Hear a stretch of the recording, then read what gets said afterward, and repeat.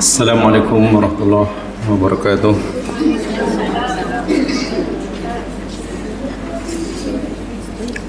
Alhamdulillahilladzi anzala ala abdihil kitab wa lam yaj'al lahu 'iwaja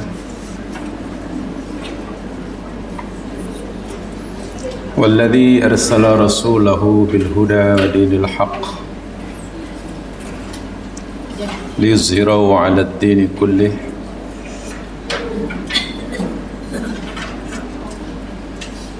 Asyhadu an la ilaha illallah wahdahu la syarika lah wa asyhadu anna Muhammadan abduhu wa rasuluh. Allahumma salli ala Muhammad wa ala ali Muhammad wa ala alihi wa ashabihi wa atba'ihi ila yaumil la raiba fih. Raditu billahi rabba bil islami dina wa bi Muhammadin nabiyya rasula.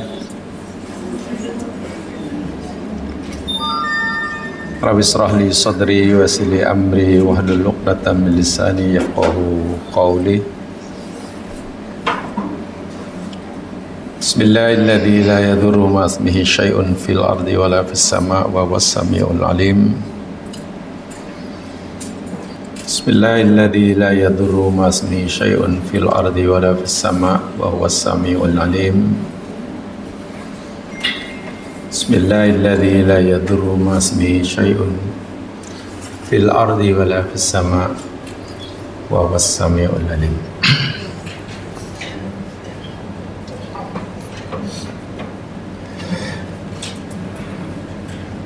Bagi menzahirkan rasa syukur kita kepada Allah Subhanahu wa taala atas segala kurnia dan anugerahnya, kita ucapkan alhamdulillah, alhamdulillahi rabbil alamin. Dan bagi menzahirkan rasa cinta kita kepada Muhammad sallallahu alaihi wasallam, kita ucapkan salawat dan salam yang sempurna ke atas baginda. Allahumma salli ala Muhammad wa ala ali Muhammad. Assalamu alayka ya Rasulullah. Assalamu alayka ya Nabiyullah.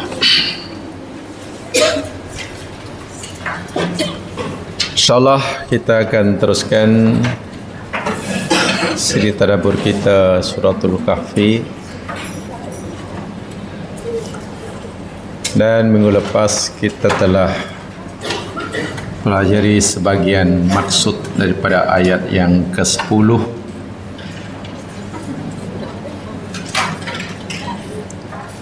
Telah kita jelaskan mukadimahnya. Sekarang kita akan teruskan kajian kita, memahami akan maksud yang terkandung dalam doa mereka yang luar biasa ini, dirakamkan oleh Allah dalam ayat ke-10. A'udzubillahi minasyaitonir rajim. Id awal fityatu ilal kahfi faqalu Rabbana atina min ladunka rahmah wa hayyi' lana min amrina rasyada. Ingatlah ketika pemuda-pemuda itu mencari perlindungan atau berlindung ke dalam gua, lalu mereka berdoa, wahai Tuhan kami, berikanlah kepada kami rahmat dari sisimu, dan sempurnakanlah wahai Tuhan kami petunjuk yang lurus bagi kami dalam segala urusan kami. Sekarang terus saja kita coba kaji doa yang dipanjatkan oleh sejumlah pemuda waliullah ini, yakni Rabbana atina min ladunka rahmah wa hayyi' lana min amrina rasyada.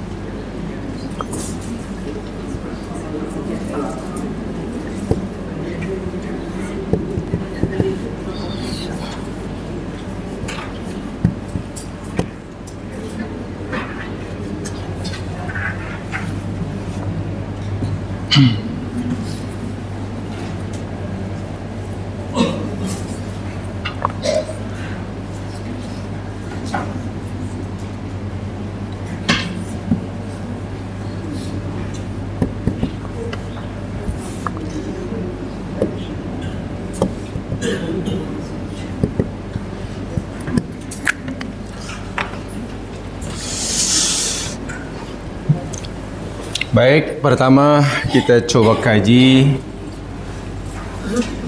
kalimat Rabbana. Kalimat doa Rabbana, wahai Tuhan kami. Ada juga doa dengan kalimat Allahumma. Kalau Allahumma maknanya apa bahasa Melayu ya?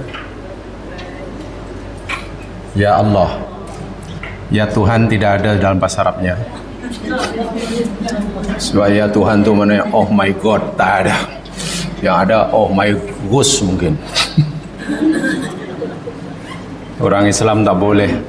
Orang Islam kena sebut sama ada Allahumma atau Rabbana, atau kalau nak terjemahkan jugalah dengan ya Allah. Jangan ya Tuhan. Siapa Tuhan belum tentu Allah. Betul kan? Tuhan belum tentu Allah, sebab hantu pun dianggap Tuhan. Tuhan, apa pun Tuhan. Kan ada orang sembah hantu. Baik.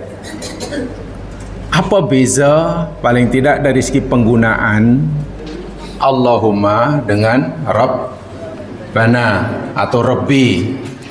Rabbi, wahai Tuhanku. Rabbana, wahai Tuhan. Begini, secara ringkas ini kaidah umum ya. Kaidah umum walaupun ada pengecualian. Sehingga dalam kaidah Arab dinyatakan likulli qaidatin istithna. Tiap-tiap kaidah itu pasti ada pengecualiannya. Pasti ada pengecualiannya. Jadi kaidah secara umum ini. Doa seperti mana yang kita ketahui dalam agama kita ini ada dua macam. Doa ni ada dua macam, dua jenis. Yang pertama namanya doa zikir atau doa ibadah. Doa zikir atau doa ibadah yang isinya puji-pujian. Namanya zikir, puji-pujian lah. dan itu termasuk ibadah. Yang kedua, jenis doa yang kedua namanya doa masalah. Doa masalah. Doa yang berisikan permohonan, permintaan. Nak sesuatu, itu masuk masalah. Bukan masalah maknanya bermasalah, bukan. Doa masalah, doa orang yang bermasalah. Memanglah bermasalah. Situ dia minta itu, minta ini, minta itu. Baik, ada dua, jelas sekali. Doa ada dua, satu namanya doa ibadah atau doa zikir. Yang kedua doa masalah. Doa masalah.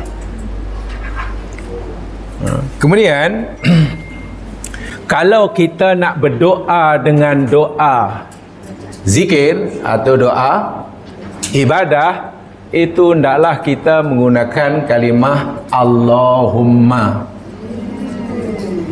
Sebab Allahumma itu yakni hakul uluhiyah, hak ketuhanan, hak Allah sebagai zat yang berhak disembah. Hak uluhiyah maknanya hak yang dimiliki oleh Allah sebagai satu-satunya Tuhan yang berhak disembah. Sebab itu kalau isi doa kita itu berupa puji-pujian, bukan permintaan, puji-pujian, maka seelok-eloknya lebih layak, lebih patut kita menggunakan kalimah Allahumma. Allahumma. Ini dalam Al-Quran ya. Nanti saya tunjukkan contoh-contohnya. Jadi Allahumma. Tak perlu diterjemahkan, kata juga mana ya Allah lah. Mana ya Allah. Contoh umpamanya ya mas sekalian, kita nak berdoa bahawa Engkau ya Allah yang memiliki segala kekuasaan. Engkau yang memberi kekuasaan pada siapa yang Engkau kendaki. Engkau mengambil, mencabut, menarik kekuasaan dari siapa yang Engkau kendaki. Engkau yang menghinakan orang yang Engkau kehendaki. Engkau memuliakan siapa yang Engkau. Baik, doa yang saya bacakan tadi itu puji-pujian ataupun permohonan? Engkau yang memiliki segala kekuasaan. Engkau yang itu agaknya doa apa? Doa ibadah atau ada masalah? Doa. Sebab itu dimulakan dengan Allahumma, betul? Allahumma malikal mulki, betul? Allah teruskan, Allahumma malikal mulki tu'til mulka man tasha wa tanzi. Allahumma bukan Rabbana. Pasal apa? Isinya pujian. Katalah contoh yang lain.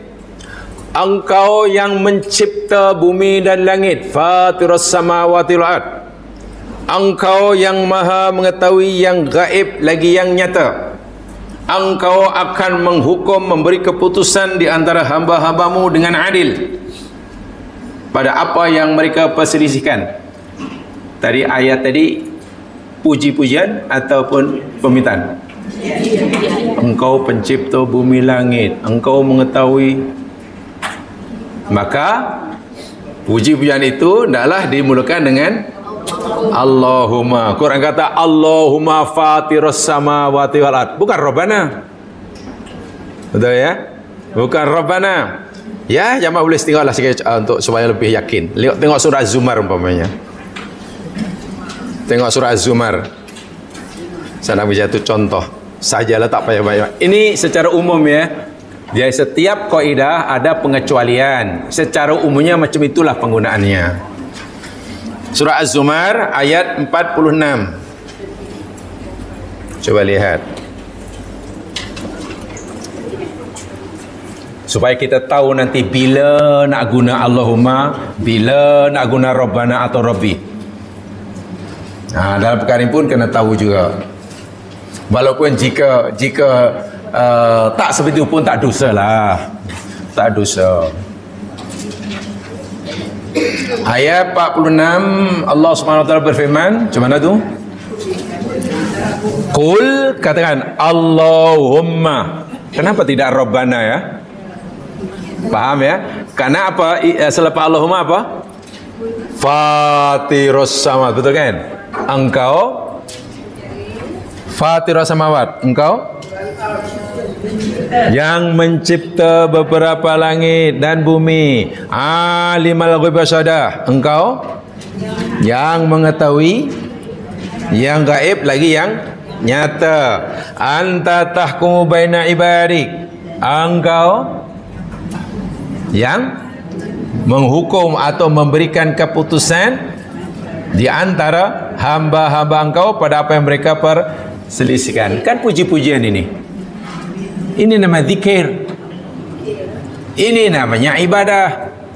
Sebab itu doa seperti ini hendaklah dimulakan dengan itu dia, Allahumma. Allahumma.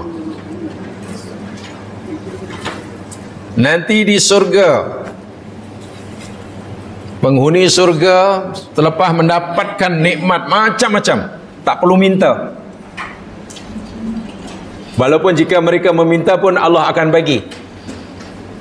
Penghuni surga akan mendapatkan segala macam nikmat yang dia mahukan tanpa meminta. Walaupun jika mereka meminta pun Allah akan bagi. Karena segala-gala yang mereka nak sudah diberikan.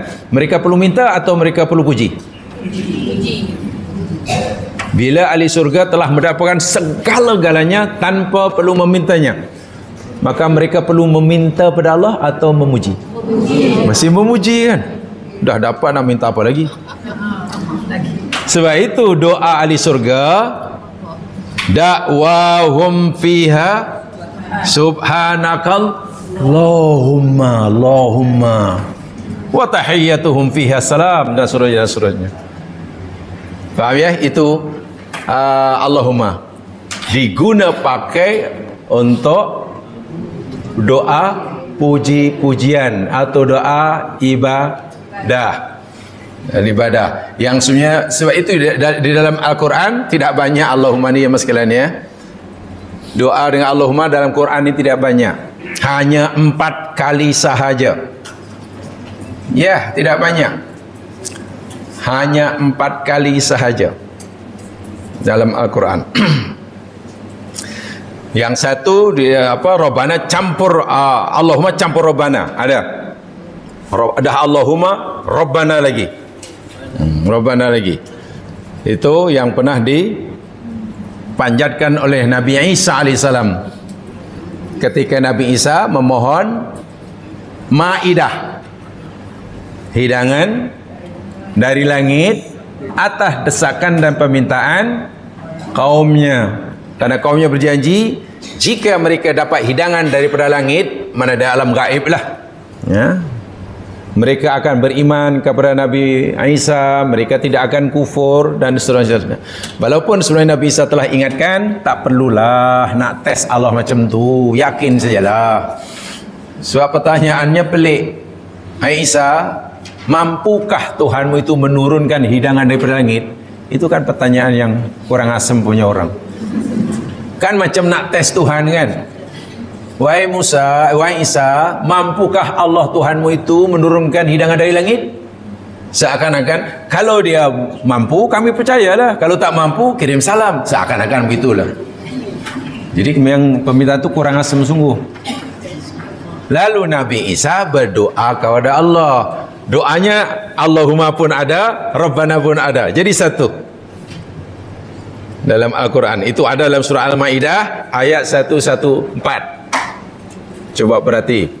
Jadi Nabi Isa sebut Allah, hak uluhiyahnya disebutkan, sifat rububiyahnya pun disebutkan juga. Surah Al-Ma'idah ayat 114. Qala Isa bin Maryam, berkatalah Isa ibnu Maryam, Allahumma, teruskan.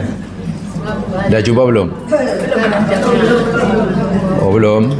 Okey. Al-Maidah 113 tambah 1. Oh, 114 lah. Berkatalah Isa ibnu Maryam, Allahumma Rabbana. Double tu Allahumma dia. Baca Rabbana buat. Ini hanya satu sekali dalam Quran. Kalau tidak hanya Allahumma saja atau Rabbana saja, Nabi Isa gabung dua sekali. Allahumma Rabbana anzil alaina ma'idatan minas sama' takunu lana 'idan li awwalina wa akhirina wa ayatan mink warzuqna wa anta khairur raziqin. Baik, doa Nabi Isa ini doa masalah, permohonan, minta sesuatu, atau doa ibadah?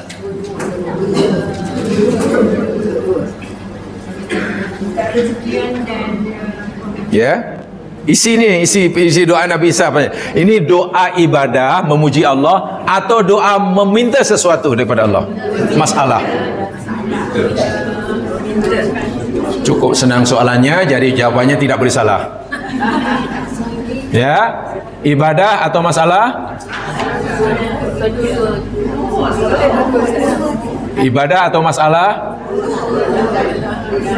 Dua-dua. Mana ibadahnya? Ibadahnya.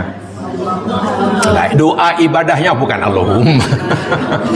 Allahumma itu kalimat doa yang digunakan pakai untuk doa ibadah, bukan Allahumma. Tak faham lagi. Mana doa ibadahnya dalam doa Nabi Isa ini? Doa yang isinya, kalimat yang isinya memuji Allah, gitulah maksudnya. Tu hujung tu, hujung sekali tu. Al-Quran mah bukan bahasa Melayu. Saya tak faham bahasa Melayu. Faham. Mana? Wa anta khair. Itu baru faham. Bukan terjemahannya, bukan. Bila Nabi Isa kata anta arhamur anta al-khairur razikin, itu maknanya Nabi Isa meminta sesuatu pada Allah atau Nabi Isa memuji Allah? Memuji. Betul. Jadi doa ditutup dengan pujian, dimulakan dengan Allahumma. Mana doa masalahnya? Doa masalah Nabi Isa dalam ayat ini mana? Anzil alaina ma'idatan minas sama. Gitu kan? Itu doa masalah. Lagi? Masalahnya mana? Doa masalahnya mana lagi? Ada dua di sini. Doa masalah ada dua, doa ibadah ada satu. Warzuqna, betul? Ada warzuqna. Apa mana warzuqna? Berilah rezeki pada kami. Kan minta. Warzuqna permintaan. Anzil alaina permintaan. Doa permintaan namanya doa Allah. Sebab itu ada Rabbana. Jadi doa ini sangat cantik sekali. Dimulakan dengan Allahumma. Kenapa? Karena doa ini ditutup dengan doa ibadah. Kemudian Nabi Isa kata Rabbana, wahai Tuhan kami. Karena isi doa ini doa masalah. Ada dua kan yang diminta. Yang diminta oleh Nabi Isa ada dua. Satu, agar Allah turunkan hidangan dari langit. Kedua, agar Allah berikan dia rezeki. Ada faham di situ? Ada faham. Sebab itu baru digabungkan, dicantumkan. Masya Allah. Ingat ya, dalam Al-Quran yang masih kan, tadi saya katakan hanya ada 4 kali saja kalimah Allahumma, atau doa yang berhubungan dengan Allahumma. Tuh 2, 3 dan 4. Jadi kalau campur, kalau Allahumma sajalah. Kalau campur doa Nabi Isa ini ada 5 lah. Tapi kan yang kelima Allahumma campur Rabbana. So tidak banyak doa dengan Allahumma di dalam Al-Quran. Nah, sementara Rabbana, ini Rabbana, doa yang kedua doa Allah. Kalau doa itu doa masalah, isi doa itu permohonan kita pada Allah, nak itu, nak ini, nak itu, nak ini, seelok-eloknya hendaklah dimulakan doa itu dengan Rabbana atau Rabbi kalau seorang. Kalau untuk seorang Rabbi kan, wahai Tuhan ku. Kalau ramai-ramai Rabbana. Itu kalau kita nak minta sesuatu dipanggil doa masalah, yakni kita sebutkan sifat rububiyah Allah. Rububiyah Allah. Rabbana. Boleh tak Allahumma? Boleh. Hanya begini ya mas sekalian, ya. Yang Allahumma ini, Allahumma yakni hak ulu hiya, yang dalam Al-Quran hanya digunakan untuk doa ibadah atau zikir. Dalam hadis Nabi, Allahumma ni banyak kita tukar dalam hadis. Kalau dalam hadis Nabi, doa-doa diajar oleh Nabi banyak menggunakan Allahumma, walaupun bukan doa ibadah, tapi doa masalah pun dalam hadis Nabi gunakan ini Allahumma paling banyak. Sementara dalam Al-Quran kita lebih banyak temukan dengan kalimah Rabbana. Kalau dalam Al-Quran Allahumma hanya 4 kali, campuran doa Nabi Isa tadi 5 kali dalam Al-Quran. Allahumma dalam Al-Quran kita banyak temukan doa bermula dengan Rabbana. Rabbana, dan itu banyak sekali. Kalau dalam hadis kita temukan doa menggunakan Allahumma. Itu yang saya kata pengecualian tadi. Jadi tak semestinya, hanya kaidah umumnya begitu. Kalau Allahumma, Rabbana sangat banyak dalam Al-Quran, ya. Dalam bentuk jamak Rabbana, Rabbana, Rabbana 70 kali dalam Al-Quran. Dalam bentuk mufrad Rabbi, Rabbi. Kalau Rabbi mana kan mufrad kan, untuk seorang kan. Rabbi firli, wahai Tuhanku. Rabbana, wahai Tuhan kami. Wah, itu lagi banyak, lebih daripada 100 kali. Kalau Rabbi lebih 100 kali, Rabbana 70 kali. Itu dalam artinya doa dalam Al-Quran, ya, lebih banyak menggunakan Rabbana, doa masalah. Walaupun dalam Al-Quran ada kedudukan Allahumma, tapi tidak banyak. Hanya 4 kali, campur doa Nabi Isa yang campur dengan Rabbana tadi 5 kali.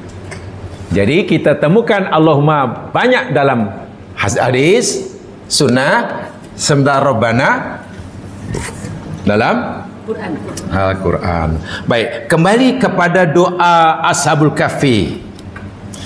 Doa Ashabul Kahfi macam mana? Rabbana Ashabul Kahfi atina min ladunka rahmah wa hayyi lana min amrina rasada. Pertanyaannya, doa yang dipanggil Ashabul Kahfi ini jenis doa mana? Doa ibadah atau doa masalah? Anda tahu jawapannya. Kalau tak tahu susah nak sambung. Doa Ashabul Kahfi ini doa ibadah atau doa masalah? Doa maknanya doa yang isinya meminta sesuatu kan? Minta sesuatu. Kerana doa itu doa masalah, maka dimulakan dengan Rabbana, bukan Allahumma atina, tapi Rabbana.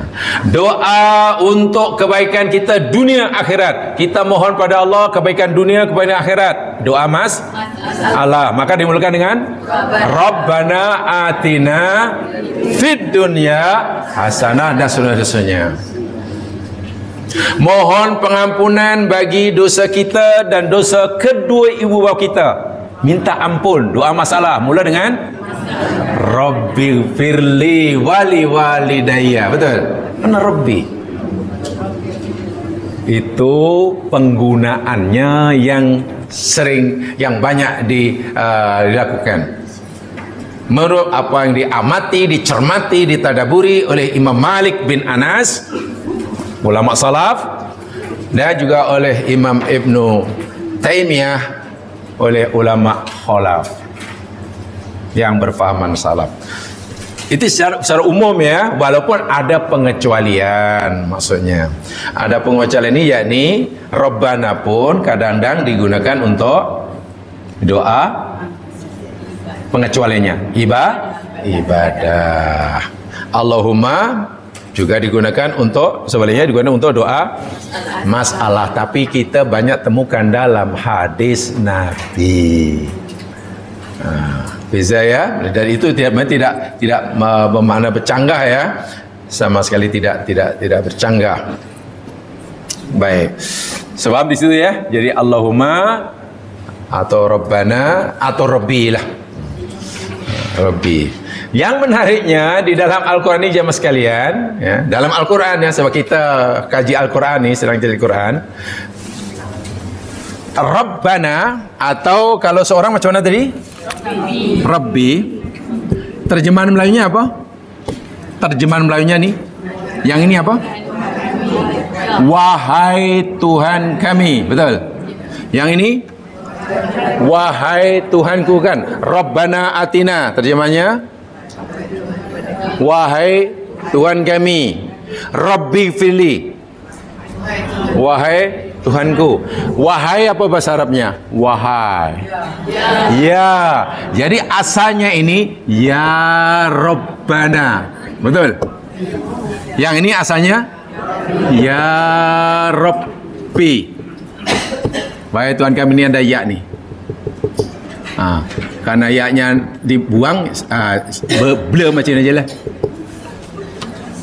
Nah, mungkin ada yang tanya, Rabbana, kenapa terjemahannya wahai Tuhan kami? Mana kalimat wahai? Rabbighfirli, wahai Tuhanku. Mana yang bermakna wahai? Kan wahai itu dalam bahasa Arabnya ya. Kenapa ya-nya di?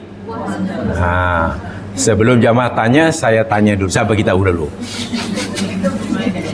Sebab dalam Quran tidak ada ya Rabbana, tidak ada. Tidak ada. Ya, begini jamaah sekalian ya. Ya ini dari segi bahasa Arab, ya huruf nida nih ya, ya. Nih. Ya ini namanya huruf nida, harfun nida.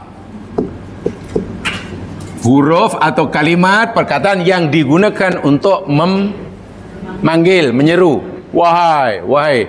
Kalimat untuk panggil lil ba'id. Apa tuh? Ba'id maknanya jauh.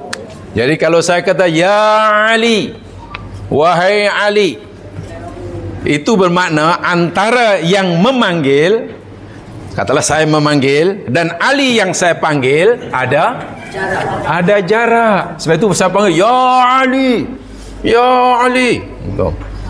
Tak mungkinlah kita berborak satu meja ya Ali, itu orang marah. Betul kan? Jadi ya itu kalimat huruf nida yang digunakan pakai untuk ba'id, bermakna antara yang memanggil, yang menyeru dengan orang yang dipanggil, yang diseru ada jarak yang nah, untuk menghilangkan kesan makna antara kita yang berdoa kepada Allah dengan Allah yang kita pohon itu jauh, jangan bubuh ya. Jadi dibuang ya itu untuk memberikan kesan makna dalam hati kita agar kita merasa dekat dengan Allah yang kita pohon itu. Jadi tak perlulah memikir ya Allah, oh, tak perlu, cukup Rabbi. Sebab memang salah satu cara rahsia dia segera dikabulkannya doa oleh Allah, kita hendaklah merasa dekat dengan Allah, dan Allah sendiri telah beritahu kita inni qarib. Apa tu? Allah kata inni qarib, aku ini, Allah kata aku ni dekat. Masalahnya kita tak pernah merasa dekat, itu masalahnya. Kita terpaksa memakai Allah macam nak runtuh. Tak Tak perlu. Pada zaman Nabi ada sahabat zikir kuat, doa kuat. Nabi dengar. Lalu Nabi tegur dia, arbi'u ala anfusikum. Hey bro, kasihanilah teka awak, bahasa kasarnya. Sayangilah diri kamu ni. Janganlah kuat-kuat berdoa, berzikir. Fa innal ladzi tad'u, karena sesungguhnya zat yang kamu doa itu, kamu minta itu qarib. Dia dekat, jadi tak perlu. Lalu ada sahabat, ada riwayat lain, ada sahabat bertanya, ya Rasulullah, aqribun rabbuna fanunajihi ambaidun fanunadihi.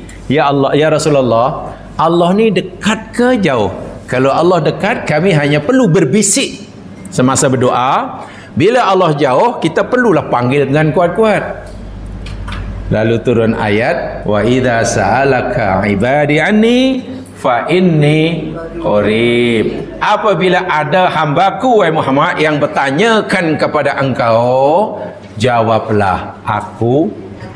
Allah sendiri yang dah isytihar, aku ni hampir. Masalahnya semasa doa kita kadang belum merasa dekat. Dahlah kita belum merasa dekat, kita pun belum yakin yang Allah dekat. Wah, itu salah satu rahsia dikabulkannya doa. Sebab itu dalam Al-Quran Allah nak beri contoh. Kalau kamu nak panggil aku wahai Tuhanku, wahai Tuhanku, wahai Tuhan kami, tak perlu pakai ya. Sebab ya itu diguna pakai untuk jauh, supaya kita hilang fikiran kita, persepsi Allah tu jauh. Ya, tak payah disebutlah ya itu. Cukup Rabbighfirli warhamni. Contohnya dalam doa ini tidak ada ya Rabbana, terus saja Rabbana. Walhal asalnya ada huruf ya. Ya Rabbana, ya Rabbana. Tapi tak apalah, dalam bahasa Melayu biasanya orang berdoa dalam bahasa Melayu Allah ni dipersepsikan jauh ataupun dekat dalam doa orang kita ini biasanya. Jauhnya Masya Allah. Baik, saya nak tanya, salah satu doa yang paling cepat dikabulkan oleh Allah ketika kita dalam posisi apa? Sujud kan? Masa sujud itu doa kita mendongak ke langit atau ke bawah? Masa sujud ke bawah kan? Menempel bahkan ke tanah tu. Tangan kita angkat tinggi-tinggi atau macam mana tangan? Tengok, tangan tak diangkat, muka menempel ke ni, tapi tembus ke langit. Rasakan yang dan Allah dan Nabi beritahu, aqrabu ma yakunul 'abdu inda rabbih. Kedudukan, position seorang hamba yang paling hampir dengan Tuhannya, wa huwa sajid, dalam keadaan dia masa sujud. Itulah makom kita sangat dekat dengan Allah, sehingga doa kita makbul. Yang peliknya kita sudah doa malah melekatkan muka di bumi, tak perlu angkat. Coba kalau doa itu mesti angkat tangan, macam mana doa masa sujud? Masa sujud doanya hampir angkat tangan, macam mana kayaknya? Saya ingat bangun sujud hidungnya mancung ke sebelah, asalnya mancung ke depan jadi mancung. Coba fahami apa mana hadis tadi. Oh, rupanya doa yang cepat makbul itu adalah kita merasa sangat hampir dengan Allah, sangat hampir dengan Allah. Dan cara kita menghampirkan diri, rendahkan diri kamu, sehingga tidak perlu memekik-mekik, hanya perlu berbisik apa dalam berdoa. Betul ya? Sudah faham ni ya? Jadi tidak adanya dibuangnya huruf ya untuk memberikan message, kesan bahawa Allah yang kita seru ini amat hampir dengan kita. Rasakan itu. Allah sendiri dah kata dah, aku dekat dengan kamu. Kenapa kita tidak merasa dekat? Itu masalahnya. Semakin kita merasa dekat, maka hampir, sehingga boleh dikatakan tak ada jarak antara kita dengan Allah, tak ada penghalang antara kita dengan Allah, jadi boleh secara langsung. Tapi kadang-kadang jangan aneh, jangan belah jangan kuat-kuat, nanti malaikat tak dengar susah nak. Macam mana malaikat tak dengar pula? Sebabnya itu tentang Allahumma, dan inilah kata yang difahami oleh Imam Malik, juga difahami oleh Ibu Hanifah. Beliau mengatakan begini ya, ayyada'wa istahabba al-imamul Malik bin Anas mazhab Maliki, pengasas mazhab Maliki. Istahabba al-imam Malik rahimahullah taala ayyada'wa bi sighatir rububiyyah li'annaha aktsaru ma warada fil Qur'an fayaqulu da'i rabbi aw rabbana. Imam Malik amat menyukai seseorang yang berdoa pada Allah, memohon suatu pada Allah itu dengan Rabbana, sifat rububiyahnya. Karena itulah lafaz doa yang paling banyak diajarkan di dalam Al-Quran. Rabbana, Rabbana, Rabbana, Rabbana, Rabbana. Ya, Rabbana, Rabbana. Dan kata Imam Ibn Taimiyah, dzalika bi anna al-yaqa fi du'ail mas'alah, yang sebenarnya itu bahwasanya yang paling layak, paling sesuai, paling patut, paling elok ya, di dalam doa masalah. Kalau kita bikin doa masalah, istikhdamu sighatir rububiyah, hendaklah kita menggunakan lafaz rububiyah. Rabbana, Rabbana, Rabbi, Rabbi, Rabbana, Rabbana, Rabbi. Wa fi du'a'it thana, dan dalam doa puji-pujian, doa zikir, doa ibadah, istikhdamu sighatil uluhiyah, menggunakan kalimah Allahumma. Allahumma. Walaupun Allahumma terjemahnya apa tadi? Bahasa Melayu kalau Allahumma apa? Ya Allah. Allahumma ini sangat spesial ya mas sekalian. Tidak ada bahasa selain Allahumma dalam bahasa apapun. Begini. Ya maknanya apa? Wahai. Jadi kalau ya Allah maknanya wahai Allah. Ya Adam, wahai Adam. Ya Musa, wahai Musa. Dalam kalimah Allah ini sangat istimewa. Ya yang digabungkan dengan Allah, ya ini boleh diganti. Boleh diganti. Sarannya hanya dengan Allah sajalah. Diganti dengan mim yang ditasdid, letak belakang. Jadi Allah letak depan macam ni, Allah, lepas tu sini bubuh mim, menjadi Allah. Mim yang bertasdid ini ganti daripada. Saya itu terjemahannya ya Allah dengan Allahumma sama. Ya Allah maknanya wahai Allah. Ya Allah ini pun wahai Allah juga. Mana yang bermakna wahai? Nih. Mim sabdu ini, sabdu. Mim yang disabdu. Ini adalah apa? Ganti daripada kalimah. Dan huruf ya yang bermakna wahai ini hanya boleh ditukar dengan mim, disambungkan dengan kalimat munadanya hanya untuk kalimah Allah saja. Selain kalimah Allah tidak boleh. Katalah ya Muhammad, tak boleh ya ditukar jadi mim sabdu letak belakang. Muhammadumma, salah.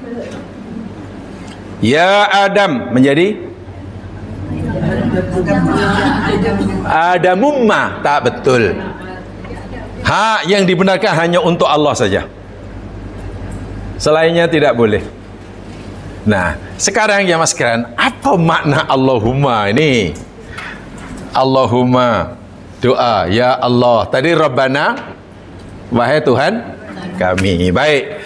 Ya mas sekalian, kalau saya kata ya Rahman, apa maknanya? Wahai yang maha pengasih. Ya Razzaq, wahai yang maha memberi rezeki, kan? Ya Halatif, wahai yang maha lembut. Itu merujuk pada siapa tuh? Allah. Boleh tak kita berdoa ya Latif ultufni, ya Rahman irhamni? Boleh? Boleh kan nama Allah? Tahu dalilnya? Ya kena tahu baca Al-Quran nanti tahulah tu. Kulit Allah, katakan berdoalah, mintalah kepada Allah. Awid Rahman, atau berdoalah kamu pada Ar-Rahman. Ayyamma tad'u falahul asmaul husna. Yang mana saja, bila mana saja kamu berdoa pada Allah, Allah punya al-asmaul husna. Maknanya semua asmaul husna itu boleh kita berdoa dengannya. Ya Latif boleh, Ya Rahman boleh. Ada berapa ya asmaul husna?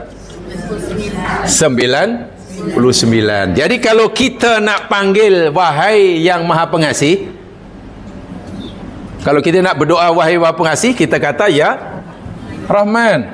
Wahai yang Maha Bijaksana, ya Al-Hakim. Kalau kita panggil wahai yang Maha Pengasih, maknanya Allah lah. Adakah dalam kalimat wahai yang Maha Pengasih itu masuk di dalamnya yang Maha Lembut? Tak. Yang Maha Bijaksana? Tidak, karena kita kan hanya panggil satu nama saja kan. Tetapi kalau kita kata Allahumma, makna kita panggil Allah dengan 99 namanya. Tengok rahsia dia. Luar biasa jemaah sekalian. Jadi Allahumma ini kalau diuraikanlah ya Allahumma, itu sama dengan ya Rahman, ya Rahim, ya Qahar 99. Maknanya, maksudnya sama dengan hanya Allahumma. Itu khas untuk Allah. Jadi bila kita sebut Allahumma, maknanya bukan sekadar ya Allah, mana ya Allah yang Maha Pengasih dah masuk di situ. Wahai Allah yang Maha Pemurah masuk di situ. Wahai Pengampun maaf situ. Masya Allah. So itu jangan ditukar. Jamaah mau berdoa lah dengan bahasa Jepun sekalipun, tolong jangan ditukar dengan, kalau bahasa Jepun apa? Allahumma. Jangan. Tetap Allahumma. Dalam bahasa Melayu punya Allahumma kabulkan doa kami. Jangan ditukar. Itu yang paling selamat, paling betul. Karena dengan Allahumma, maknanya kita memanggil Allah, menyeru Allah dengan 99 namanya. Ini ditukar menjadi oh my God, oh my Lord. Apakah benda lah? Ini doa, ini ibadah jemaah sekalian. Jangan. Walaupun mau doa dengan bahasa Jerman ke, bahasa Perancis ke, bahasa Yugoslavia ke, tetap Allahumma. Adapun isinya terpulanglah dengan bahasa Tamil ke, bahasa Telugu ke, bahasa Hokkien ke, terpulang. Tapi mesti Allahumma. Allahumma. Begitu. Jangan ditukar ya Allahumma, jangan. Sebab tidak ada terjemahan. Coba cari satu patah kata dalam bahasa selain Arab, ya, yang mempunyai makna sama dengan maksud Allahumma. Sebab Allahumma tadi kan maknanya kita panggil Allah dengan 99 namanya sekali harum. Mana ada bahasa macam selain bahasa. Sebab itu bila terjemahkan maknanya menjadi apa? Menjadi sempit lah, tidak luas lagi, tidak menyeluruh lagi. Itu pentingnya mengkaji, pentingnya mengaji. Jadi jangan dianggap remeh. Sebab doa kan, ingat ya, kita berdoa bukan hanya setakat nakkan pahala, tapi tentu kita berdoa nakkan doa kita dikabulkan oleh Allah Subhanahu wa taala. Habis doa Sayyidul Istighfar. Sayyidul Istighfar yakni mohon pengampunan kan. Itu doa apa itu? Masalah atau ibadah?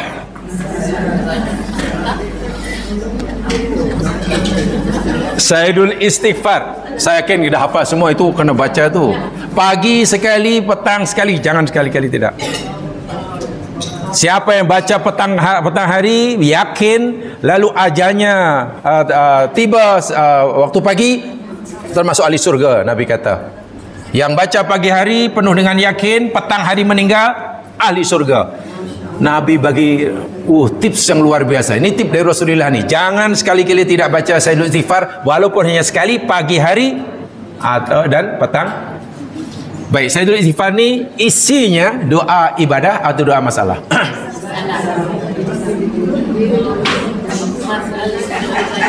Sayyidul Istighfar tu apa ya? Saya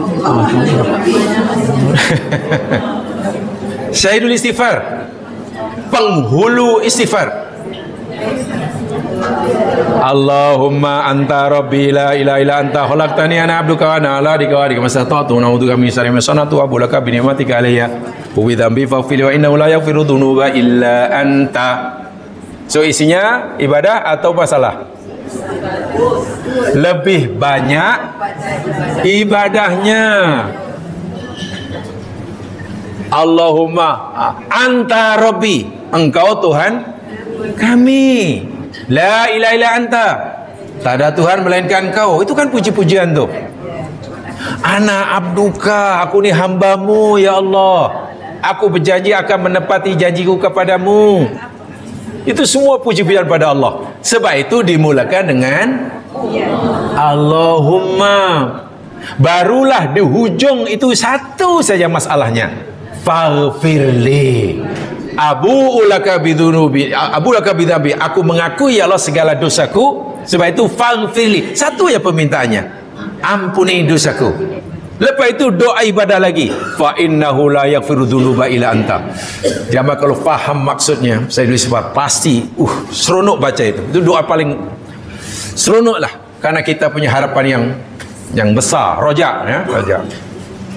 Ya tolong dikaji itu. Saya pernah menyampaikan itu kalau tidak salah berapa ya? 8 atau 9 siri. Maksud sarah apa? Sayyidul Istighfar. Tapi di bilik lain lah dalamnya itu. 9 8 siri untuk menjelaskan apa yang terkandung dalam Sayyidul Istighfar. Jadi saya perlukan 8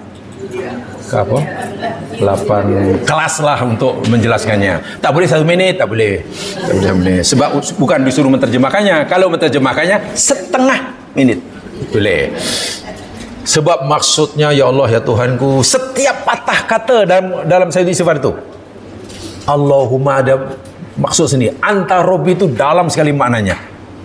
Khalaqtani ana abduka wa ana ala ahdika wa adika masata'tu a'udzubika min syarri samat. Masya Allah. Bermula daripada doa ibadah diselingi dengan doa masalah, itu pun satu ya, faghfirli, itu dua masalahnya. Lepas itu ditutup dengan doa ibadah lagi. Patutlah Nabi kata itu sebagai penghulu istighfar, penghulu istighfar. Ya, itu kaji sendiri atau cari tempat lain supaya menjelaskannya. Di sini banyak jadwal, banyak kelas kan? Ini banyak kelas ini. Apa doang?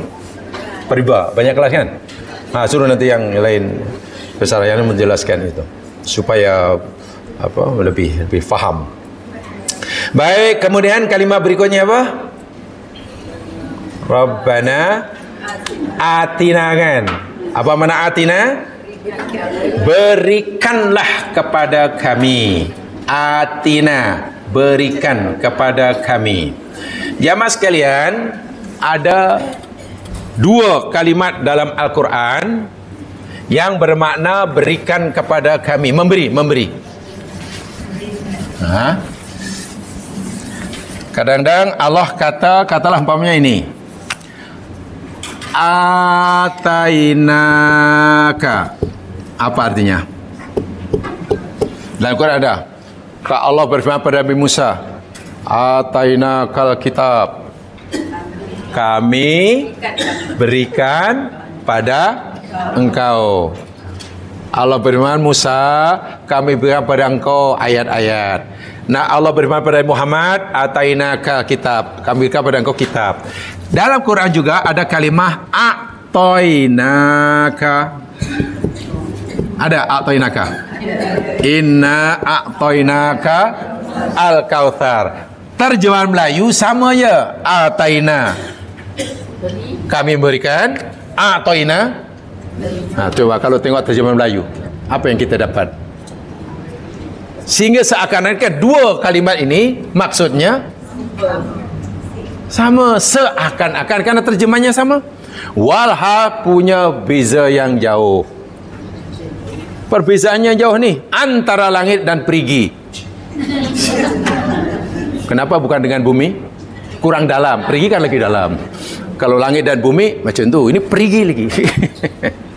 Ya, di sini ita, masdarnya ita kan? Itaun. Ini iktaun. Akta yukti, iktaun. Baik. Apa perbezaannya antara ataina, ata dengan akta, atainaka dengan atoinaka, ita dengan ita? Sepintas selalu jamaah sekarang untuk menghemat masa. Kedua-duanya maksudnya yakni memberi, betul. Maksudnya memberi.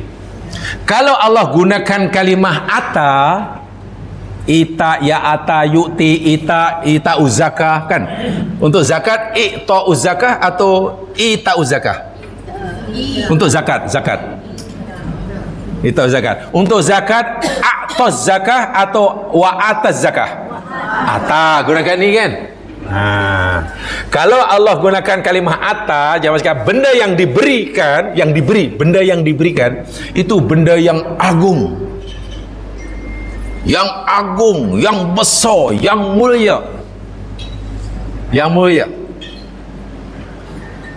Contoh, bila Allah beritahu kepada para nabi, kami berikan pada engkau kitab wahai Muhammad, kami berikan pada engkau mukjizat wahai Musa. Mukjizat, kitab itu adalah pemberian yang agung, bukan pemberian yang remeh bentemeh. Bukan.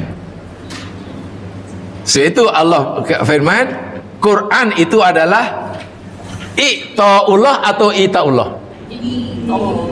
Ita.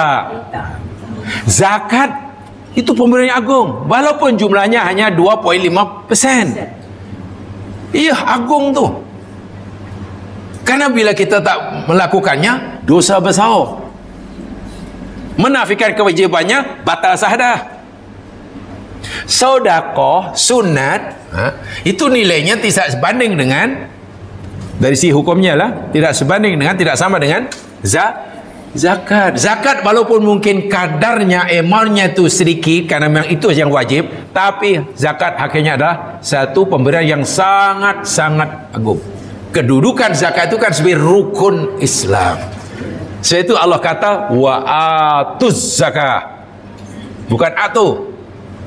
Adapun akta, yukti, ikta, aktoinaka, yang diberikan tu benda yang lawan agung, tidak agung. Mana benda yang kecil lah, yang biasa lah. Benda yang biasa, boleh jadi sikit, boleh jadi banyak. Memberikan uang, karena yang diberikan tu hanya uang kepada kawan, itu hanya akta je lah. Berikan apa pada kawan? Alah, bagilah daun kesum, akta je lah, jangan ataina. Laqad ataituki dauna kesuma. Banyak tak payah.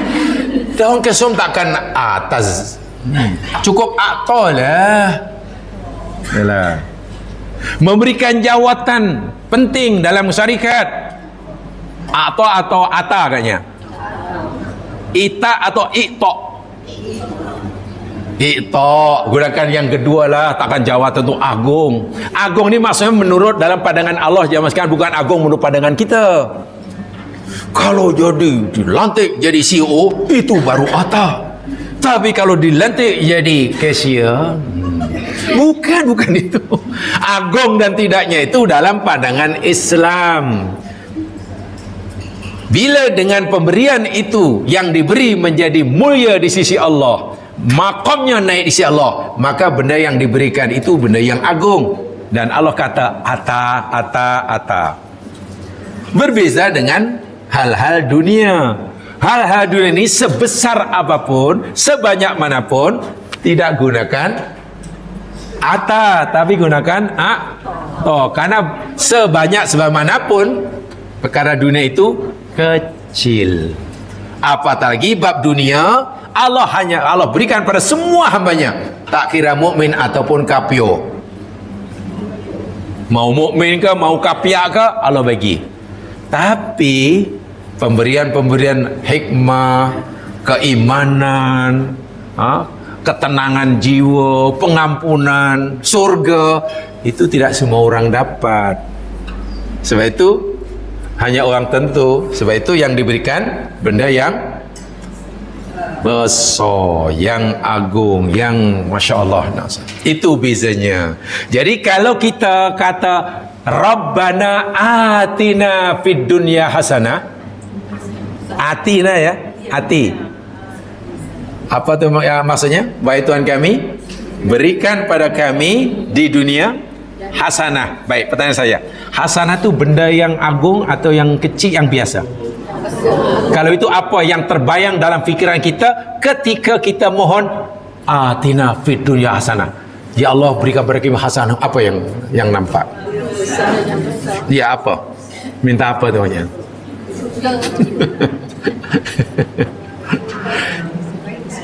Nah, kadang-kadang yang kita memahami itu kurang betul tuh masanya. Hasanah itu maknanya apa? Hasanah? Ya? Kebaikan? Salah. Hasanah bukan kebaikan.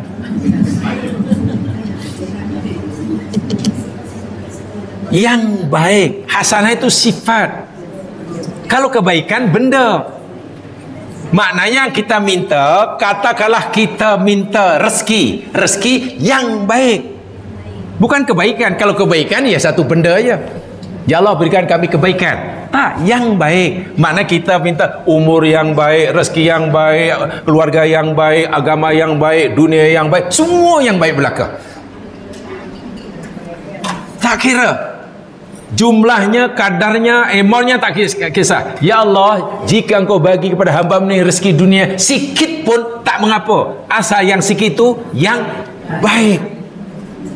Jadi bukan rezekinya yang kita minta, bukan kesehatannya yang kita minta, bukan ilmu yang kita minta dalam doa tadi, tapi sifat bagi pemberian Allah itu. Hendaklah semua pemberian Allah ini Allah jadikan dia yang baik, bukan yang tak baik. Apa artinya bagi sehat tapi yang tak baik? Dengan kesihatan yang malah membuat kita jauh daripada Allah. Tak ada makna. Sebab itu yang baik itu benda yang besar. Oleh sebab itu Allah suruh kita berdoanya Rabbana atina, bukan atina. Nabi Muhammad Allah berikan yakni telaga Kausar untuk minum. Memang besar. Telaga Kausar untuk minum umatnya nanti besar. Kausar tu besar, tapi kan itu nikmat zahiriyah. Sebab itu Allah kata inna a'toina kal Kausar. Kenabian Nabi Muhammad, Al-Quran yang Allah berikan kepada Muhammad, keimanan yang Allah berikan kepada hamba yang terpilih, itu jauh lebih besar nilainya daripada Kautsar. Betul? Karena yang layak minum Kautsar itu siapa? Hanya orang yang beriman kan? Orang yang beriman. Sebab itu untuk Kautsar Allah tak kata inna atainaka, tapi inna a'toina. Kalau dikatakan besar, memang besar, tapi ada lebih besar. Karena Kautsar itu nikmat zahiriyah. Contoh bezanya ya, atina dengan atina. Kemudian yang berikutnya, ini yang menarik. Apa kalimat berikutnya? Min ladunka. Terjemahnya apa? Dari sisi engkau. Betul? Min ladunka, dari sisi engkau. Min ladunka. Ada yang lain dalam Al-Quran, min indika. Ini ladun, ladun, ini indah. Apa bezanya? Terjemahan Melayu sama. Min indika, dari sisi engkau. Min ladunka, dari sisi engkau, tapi ada bezanya ada bezanya, tak boleh sama. Saya selalu menyatakan dan tak ingatkan, di dalam Al-Quran tidak ada kalimat yang berbeza, melainkan maksud dan makna yang dikenakan pun mesti berbeza, tak boleh sama.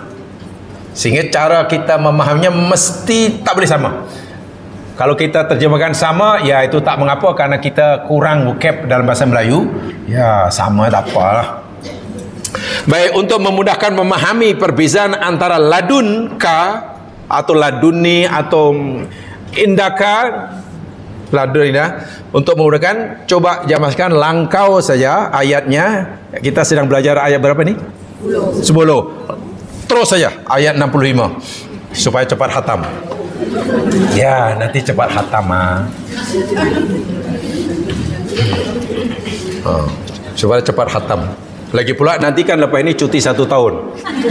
Cuti 1 tahun. Jadi lama tu. Cuti 1 tahun ya Mas kan ya, begitu ya. Ingat baik-baik. Cutinya selama 1 tahun. Ayat 65. Nanti ada sampai sana nanti.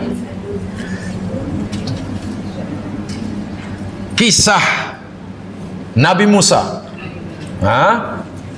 ditemani oleh pembantunya Yusha bin Nun untuk mencari waliullah yang luar biasa, lebih alim daripada Musa. Lebih tepatnya Allah bagi ilmu kepadanya, ilmu mana Allah tak berikan pada Musa.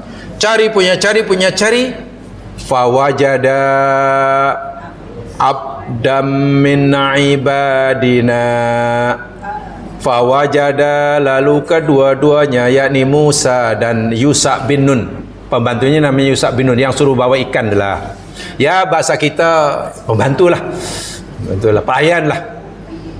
Tapi jangan remehkan, karena dia pembantu kepada Nabi, akhirnya dilantik jadi Nabi. Ayo untungnya jadi pembantu Nabi ni. Pembantu Nabi akhirnya jadi Nabi. Hebat. Pembantu Nabi Rasulullah SAW satu namanya Anas bin Malik. Anas itu pembantu Nabi dari umur 10 tahun hingga umurnya 20 tahun. 10 tahun jadi pembantu pelayan, umur 10 tahun dah diwakafkan oleh orang tuanya. Karena pernah menjadi pelayan Nabi. Tengok Anas bin Malik jadi sahabat yang hebat. Jadi betul-betul majikan yang hebat tu ya, boleh mencorakkan pembantunya. Kedua-duanya menjumpai abdan, seorang hamba, min ibadina, dari hamba-hamba kami, kata Allah. Musa dan Yusha bin Nun cari, lalu jumpa seorang hamba daripada kami. Hamba ini, kata Allah, atainahu rahmatan. Tengok ya, ataina, bukan akta ya. Atainahu, kami berikan kepadanya, hamba ini, rahmatan, rahmat min indina, rahmat dari sisi kami. Wa 'allamnahu, dan kami beri dia ilmu, min ladunna ilman, dari sisi kami. Macam mana ni? Kenapa yang sebelumnya rahmatan min indina, tapi lepasnya min ladunna, 'allamnahu min ladunna? Apa beza? Kenapa tak indina kedua-duanya atau laduna? Mesti ada apa-apanya ini. Apa beza antara ladun dengan apa? Indah. Antara ladun dengan indah, antara ini dengan indah. Ini beza sama sekalian. Secara umum ya, perbezaan secara umum. Pertama daripada segi indaiyah atau kurbiyah. Kalau Allah gunakan kalimah ladun, itu maknanya antara Allah yang memberi dengan hambanya yang diberi, itu sangat-sangat dekat. Sangat dekat. Sehingga hanya orang yang terdekat saja yang Allah dapat pemberiannya. Dengan Allah yang dapat ladun. Dalam ayat ini cerita siapa ni yang Allah bagi ilmu ni? Khadir, kan? Ni Khadir. Khadir Allah kata aku berikan rahmat dan aku berikan ilmu. Untuk Khadir, jamakkan ilmu yang Allah berikan Khadir, Allah gunakan min ladunna. Pertama saya kata tadi, kalau ladun itu menunjukkan kedekatan yang dekat lah. Indah itu masih ada jarak. Dekat tetapi ada jarak. Contoh mudah begini, yang mudah difahami lah. Contoh bahasa cakap harian je lah, ya? Bukan bahasa Al-Quran. Saya begini katalah, ladunni, katalah ladunni sayyarah. Apa artinya agaknya? Sayyarah mananya? Kereta. Ladunni sayyarah mananya apa agaknya? Laduni tadi sudah ada ladungka. Ladungka tadi apa? Di sisiku kan? Mana aku ada kereta. Sekarang indi sayyarah. Siku ada kereta. Kalau saya nak beritahu orang bahawa saya punya kereta, dan kereta itu mungkin di sana ke di sana, atau kereta yang masih di showroom lah. Pasal pernah tengok, dia ingat milik dia. Jadi kereta itu bukan dekat di sisi saya. Saya hanya nak bagi tahu pada orang yang saya punya kereta. Tapi masa saya beritahu tu, kereta tak adalah di dekat dengan saya. Mungkin masih di mana lah, saya tahu. Saya hanya perlu kata indi sayyarah. Saya ada kereta. Ya, saya ada kereta. Tapi kereta tu sekarang tak adalah di sini. Tapi kalau saya nak beritahu pada orang mukhatab yang saya ada kereta, dan kereta itu sekarang dekat dengan saya kata ladunni sayyarah. Faham penggunaannya? Faham ya? Ini bukan sekadar menunjukkan, keduanya menunjukkan empunya kereta, tapi yang bezanya dari segi dekat atau tidaknya kereta itu. Kalau kereta itu sudah dekat, ya ladunni sayyarah. Ladunni sayyarah. Tak perlu indi. Kalau indi itu masih ya mana dia adalah, tapi tak tahu parking kat mana, ya. Dia cakap katalah no di kayu hitam, dia kata indi sayyarah. Boleh. Dia cakap di kayu hitam, wah kereta di air hitam. Oh, tengok. Dia cakap di kayu hitam, keretanya masih di air hitam. Kan jauh kan kayu hitam itu. Faham ya? Itu dari segi jarak. Dari segi jarak, dari segi penggunaan, dari segi jarak. Yang kedua, kalau Allah gunakan ladunka tadi, kan miladuni, ladunka, contoh ini miladuni. Pemberian Allah kepada hambanya itu tanpa asbab. Tanpa asbab. Asbab maknanya sebab-sebab seperti ini. Sementara bila Allah beri kepada hambanya, dia kata min indi atau min indika, apa yang Allah berikan kepada hamba itu ada asbabnya.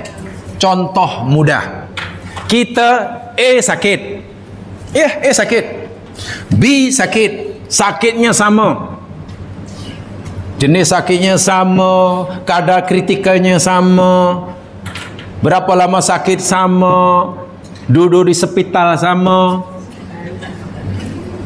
Tak, dia orang kampung, jadi duduk hospital.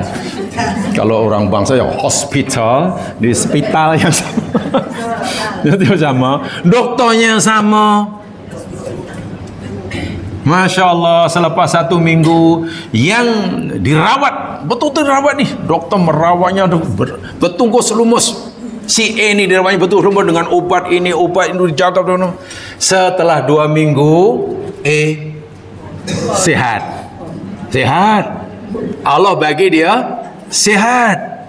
Kesehatan yang Allah berikan kepada A ini berasbab atau tidak? Ada kan tu? Rawatan doktor, suruh jaga makanan, injek itu, injek ini, injek itu, ini urut sana, urut sini, pijit situ, pijit sini. dengan asbab-asbab ikhtiar yang dilakukan, maka pun Allah bagi dia kesembuhan yang Allah berikan, kesehatan yang Allah berikan pada ini namanya min indika, dari sisimu ya Allah. B, doktor cuek, tak tengok pun. Tak macam mana ini ada B ni, malam hari sebelum tidur asyik berdoa, ya Allah berikan kami kesihatan ya Allah. Karena tak dirawat, tak makan obat, tak dirawat ni. Ya, akhirnya dia hanya berdoa pada Allah, tertidur. Bangun tidur, boleh lari terus balik. Tak sempat bagi doktor.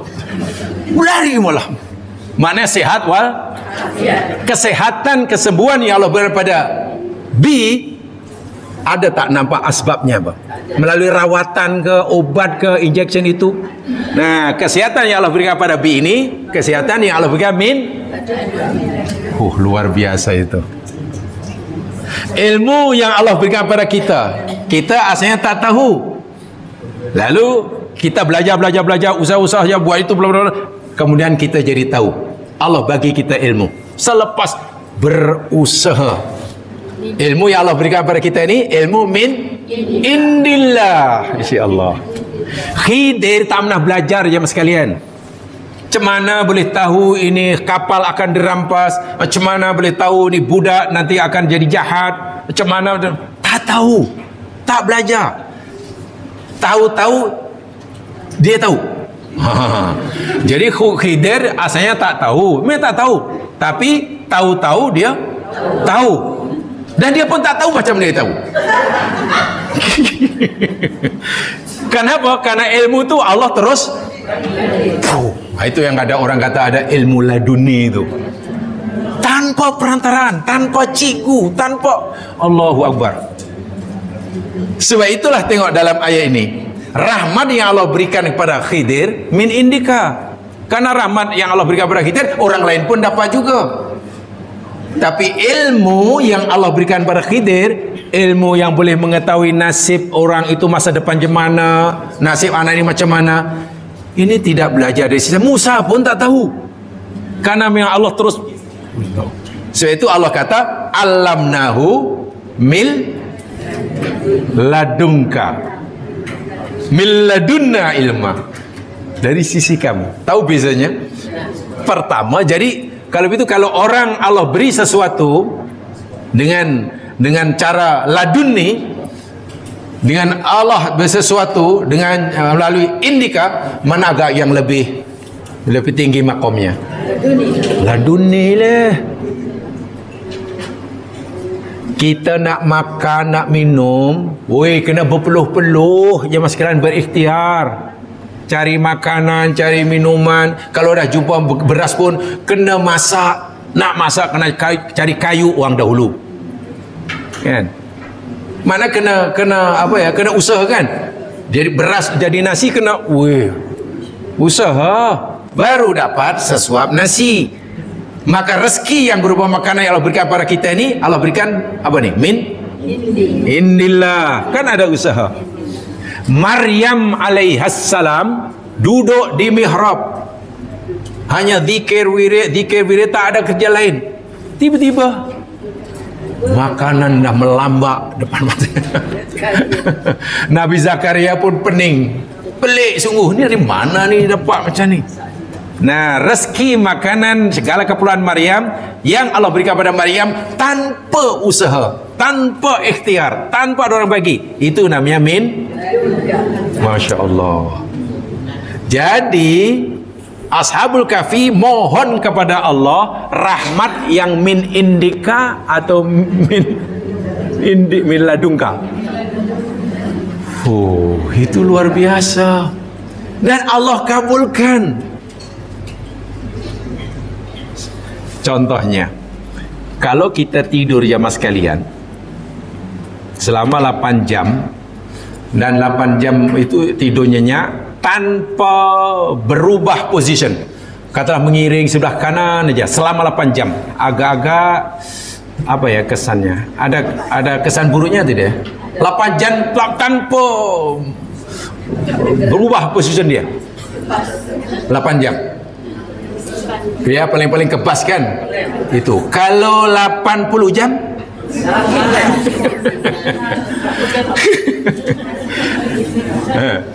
Kalau 800 jam? Tak tahulah, mungkin hilang sebelah. Bangun-bangun hilang sebelah. Jadi bukan hanya ada ikan sebelah, manusia sebelah. Karena yang sebelah hilang. Ashabul Kahfi masih tidur 3 abad lebih.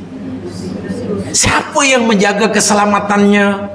Yang menjaga perutnya, yang menjaga tali perutnya, ususnya, walaupun tidak dimasuki setetes air pun, seteguk air pun, sehingga makan, tapi tidak rusak, sehat walafiat. Siapa yang jaga? Allah. Rahmat itu Allah berikan melalui perantaraan dokter yang merawatnya? Tidak. Ada orang dengan kasih sayang menyuapnya setiap hari? Tak ada. Ada yang menjaga, kalau ada ular bisa nak patuk dihalau, langsung tidak ada. Betul-betul rahmat itu milladunka, dan Allah kabulkan. Yang lebih ajaib, katalah kalau kita ini untuk kita lah, orang biasa, bila masa bertambah, hari bertukar hari, bulan bertukar tahun bertukar tahun, agaknya ada tak kesannya kepada tubuh fisikal kita pertukaran tahun? Atau sama? Ya, masa rupa kita, fisikal kita tahun 70-an dengan tahun 2020, mana tahu kot sama. Tengok, ini gambar aku ambil tahun 1970, ini semalam, sama, sepicik sama. Tak tahulah, kod berubah kan? Berubah. Ini tahun 70 dengan tahun ini. Atau semasa umur baru 17 tahun, 17 tahun, sekarang 17 terbalik. Mesti berubah. Ya, faktor usia, faktor makanan, minuman, kesehatan, faktor gaya hidup. Ashabul Kahfi masuk gua, tidur macam itulah rupa dia, macam itulah fizikal dia. Berlalu 3 abad lebih, jaga macam tu juga. Ini rahmat apa agaknya ini? Itulah rahmat Allahu Akbar. Dan orang seperti itu bukan sembarang orang, pasti makamnya dekat dengan Allah. Sebab itu mereka ini waliullah semuanya. Waliullah semuanya tu diperlakukan situ. Hanya tidur, semua di rahmat Allah bagi, tanpa usaha, tanpa perantaraan, tanpa digerakkan angin, diperintahkan malaikat. Allah sendiri. Karena doanya atina mil ladungka, nasi balik dan kalau min indika nanya juga. Untuk kita berdoalah yang dengan doa macam ini, tapi kena yakin. Baik, asalnya kita sesat, sekarang tak jadi sesat, dah dapat hidayah. Asalnya kita jahat, sekarang sudah taubat. Asalnya kita bengkok, sekarang sudah lurus. Selepas kita jadi orang yang baik, mohon kepada Allah, Rabbana la tuzigh qulubana ba'da id hadaitana wa hab lana min ladunka rahmah. Jangan abaikan doa, jangan remehkan doa yang seperti itu. Jangan. Walaupun sudah jadi orang besar sekalipun, jadi orang kaya sekalipun, jangan sekali-kali remehkan. Sebab mungkin kekayaan yang kita cari itu rahmat Allah, jerih payah kita mengumpulkannya, susah payah, itu pun belum tentu membawakan kebaikan, bawa kebaikan buat kita. Tapi bila wahab lana min ladunka rahmah, pasti akan membawa kebaikan. Apalagi rahmat yang kita minta kepada Allah ini, rahmat yang Allah berikan secara langsung, tanpa perantaraan, tanpa usaha dan ikhtiar. So hebat sungguh ya Ashabul Kahfi ini milih doa min ladunka rahmah. Belum lagi kalimah rahmahnya masihan. Rahmatan di situ dalam bentuk nakirah, bukan ar-rahmah, tapi rahmatan, bentuknya indefinite noun.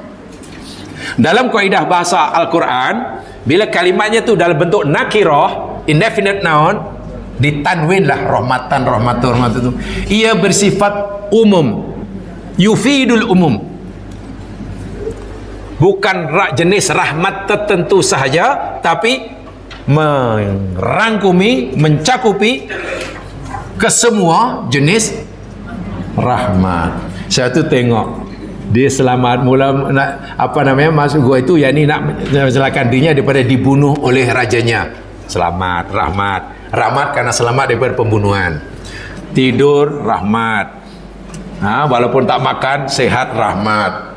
Apa-apa yang tak terkira lah jumlah rahmat yang Allah berikan kepada Ashabul Kahfi berkat kemakbulan doanya. Tapi ingat, kemakbulan doa Ashabul Kahfi bukan semata terletak pada rangkaian doanya, tapi pada hati yang berdoa. Penentu kemakbulannya terletak pada siapa yang berdoa, bukan rangkaian doanya. Secantik manapun ayat-ayat doa, tapi kalau yang berdoa ini memaksa Allah, ya memang tak makbul lah. Dia bukan berdoa, tapi dia memaksa Allah atau menyuruh Allah, bahkan mengugut pula tu. Ya Allah, ya Tuhanku, aku telah menjalani kehidupan ini sesuai agama-Mu, ya Allah. Semua perintah-Mu hamba-Mu telah lakukan, semua larangan-Mu hamba-Mu telah tinggalkan. Apa yang Kau minta, ya Allah, aku telah berikan. Maka sekarang giliran Engkau, ya Allah, beri apa yang aku minta. Kalau tidak, sorry lah. Ini kurang apalah macam tu. Walaupun mungkin tidak diucapkan, baru terlintas dalam hati, sia-sia doa macam tu. Mungkin ada rasa kecewa, iya ya, apa salahku ya, walau aku dah buat apa yang dia suruh, aku dah tinggal, aku dah bayar semua zakatku, tapi kenapa Allah tak makbul? Coba, itu sebenarnya doa atau kita ni kecewa dengan si Allah ni? Kalau ada rasa itu pun, doa itu nilai ya mas sekalian.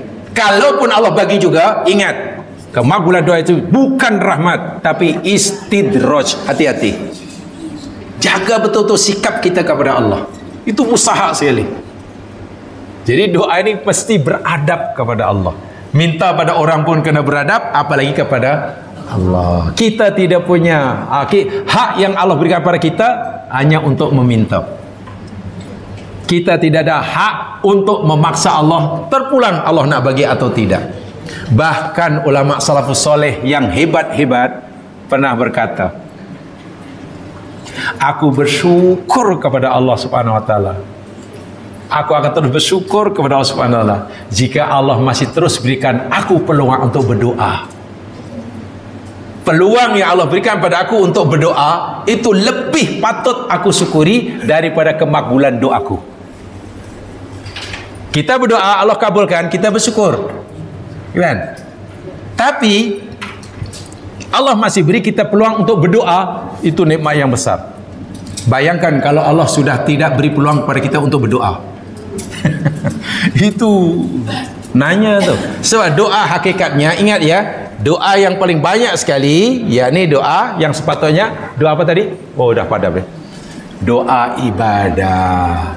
Perbanyakkan doa ibadah, baru doa Allah. Jadi kalau kita nak minta sesuatu pada Allah, minta 1-2 perkara, sila. Tapi sebelum minta apa yang kita minta, pujilah dulu banyak-banyak Allah. Puji dulu banyak-banyak, baru kemukakan apa doanya.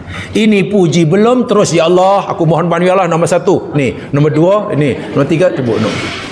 Ada 30 permintaan. 30 ya Allah semuanya. Ya, nombor 1 hingga 10 urgent. Ya, urgent ni. Ya, paling tidak dalam tahun inilah. Nombor 10 hingga 20 lambat pun tak apa. 21 hingga 30 tak mobil tak apa, sebab itu permintaan kawan suruh doakan. Bukan tak boleh minta, tapi mulakan permintaan itu dengan puji-pujian. Akui saja, dalam bahasa, tak tahu bahasa Arab, bahasa Melayu. Kalau tak tahu doa bahasa Arabnya, ya Allah ya Tuhanku, hamba-Mu adalah, aku ini adalah ciptaan-Mu ya Allah, hamba-Mu penuh dengan kesilapan. Engkau sering kali ya Allah menegur hamba-Mu, tapi hamba-Mu sedikit sekali sedar dan ingat. Sering kali engkau timpakan musibah ya Allah, tapi hamba-Mu kurang bersyukur. Akui begitu. Setiap saat engkau beri nikmat pada hamba-Mu ya Allah, tapi hamba-Mu ni degil, tak nak syukur. Engkau Maha Pengasih ya Allah, Engkau Maha Penyayang. Walaupun hamba-Mu ini menderhaka kepadamu, Engkau tetap memberikan puji banyak-banyak. Lepas itu baru merayu, ya Allah, berikanlah kami. Jangan terus Allahumma ya Allah untuk menjimatkan masa 1, 2, 3, 4. Aduh. Ada yang lebih tua lagi.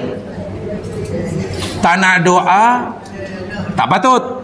Nak doa macam sama je permintaannya, panjang pula. Akhirnya Allahumma ya Allah macam biasa. Amin. Aduh. Mak saya, kenapa you kata? Yalah, malaikat dah tahu, dah hafal dah. Hafal. Belum cakap malaikat dah catat dah. Sebab ya Allah macam biasalah. Amin. Doa itu ibadah ya mas sekalian. Jila ibadah ya mesti layaknya orang beribadah lah. Tidak boleh. Tengok ya, Ashabul Kahfi doanya pendek saja, tapi pemilihan kosa kata yang dipilih luar biasa maknanya, penuh dengan yakin. Akhirnya Allah kabulkan. Dan yang menariknya, kemakbulan doa yang Allah berikan kepada Ashabul Kahfi, kemakbulan apa tu? Istijabah atau ijabah? Dah sampaikan. Oh, tak tahu lagi. Kemakbulan doa yang Allah berikan pada Ashabul Kahfi ini jenis kemakbulan ijabah atau istijabah? Kan istilahnya ada dua. Istilah kemakbulan doa itu ada dua. Satu, doa yang Allah ijabah, ada doa yang Allah baik. Kemakbulan doa Ashabul Kahfi yang Allah berikan ini jenis ijabah atau istijabah?